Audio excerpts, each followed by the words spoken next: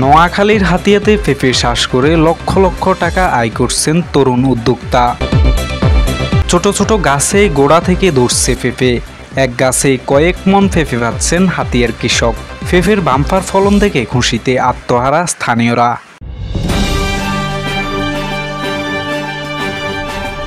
Hatiya new, সারা দেশের কথা সব সময়।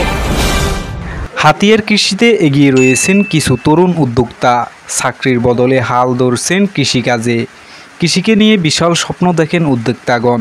পুকুরের পাড়ে ছোট ছোট কিছু হাইব্রিড পেঁপে চাষ করে আজ তারা সফলতার মুখ দেখেছেন। দেশের বিভিন্ন প্রান্ত থেকে হাইব্রিড বীজ সংগ্রহ করে চারা উৎপাদন করে রোপণ করেন পুকুর পাড়ে। নিয়মিত পরিচর্যা করার জন্য রয়েছে শ্রমিকগণ। কয়েক মাস যেতে না যেতেই গাছ ভর্তি ধরছে পেঁপে। গাছের গোড়া থেকে শুরু করে পুরো গাছে পেঁপেতে ভরপুর। কাঁচা পেঁপে তরকারি হিসেবে বাজারে বিক্রি করা হয়। কাঁচা পেঁপেতে রয়েছে ভিটামিন এ এবং সি। পারিবারিক চাহিদা মিটিয়ে কাঁচা এবং পাকা পেঁপের রয়েছে বাজারে প্রচুর চাহিদা। হাতিয়ার মানুষের চাহিদা মিটিয়ে অতিরিক্ত পেঁপে হাতিয়ার বাইরে রপ্তানি করা হয়। উদ্যোক্তাগণের বাগান দেখতে আসেন অনেকেই। সঠিক পরামর্শ নিয়ে তারাও করতে চান পেঁপে চাষ। হাতিয়ার কৃষিকে দেশ থেকে দেশান্তরে এগিয়ে নেবেন তরুণ উদ্যোক্তাগণ।